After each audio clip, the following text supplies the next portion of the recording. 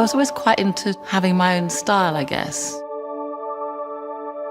I didn't actually particularly like sewing, but I liked what you could do with it. I always had something quite different and new, and I sort of liked that. It just became very much what I did, and so I went into fashion.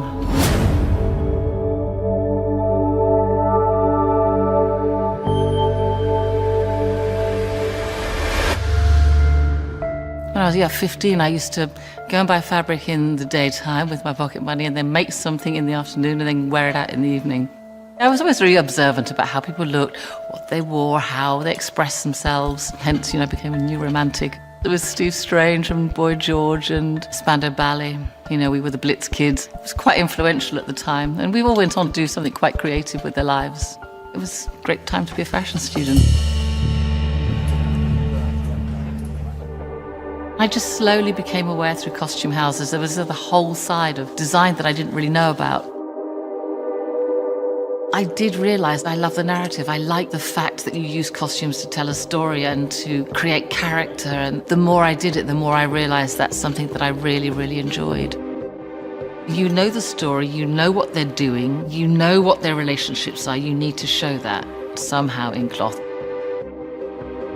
In a period piece, you can look at reference, what did they wear in Holland in Blood? You have the evidence, and then you can play within that. Game of Thrones is much harder in a way, because you have to make it up.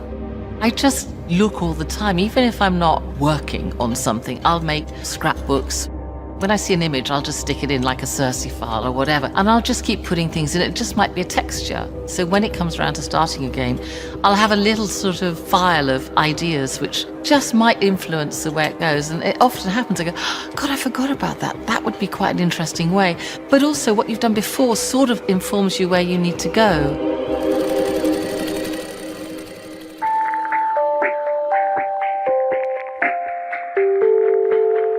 Designing a series like this, first it has to come from the script, that guides you. Then you start building up a picture of how this person lives and what influences them. As if they're on the coast, they can trade and they can buy and they can become much more flamboyant. There's competition because there's more than one armourer or more than one dressmaker. It's Winterfell. What do people do in the evenings? Well, they probably embroider. You have to balance that with the other characters around them and consider the set, colours, and it just evolves. I enjoyed doing the four women very much. Arya and Dany and Sansa and Cersei, because they've just really become very strong. I like the initial designing and planning and coming up with the sort of ideas for the characters, working as a team to make that happen. When you finish a film or a TV series or something, that's it, that's your body of work. You feel like you've really contributed something.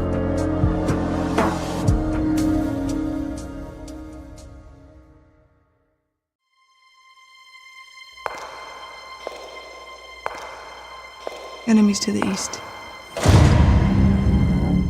Enemies to the west. Enemies to the south. Enemies to the north. Whatever stands in our way, we will defeat it. We're the last Lannisters.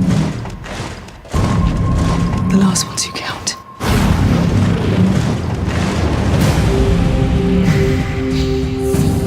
I was born to rule the Seven Kingdoms. And I will.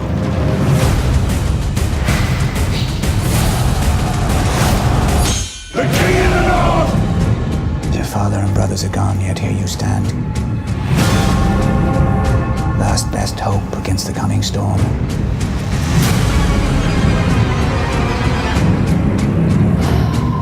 If we don't put aside our enmities and band together, we will die. And then it doesn't matter whose skeleton sits on the Iron Throne.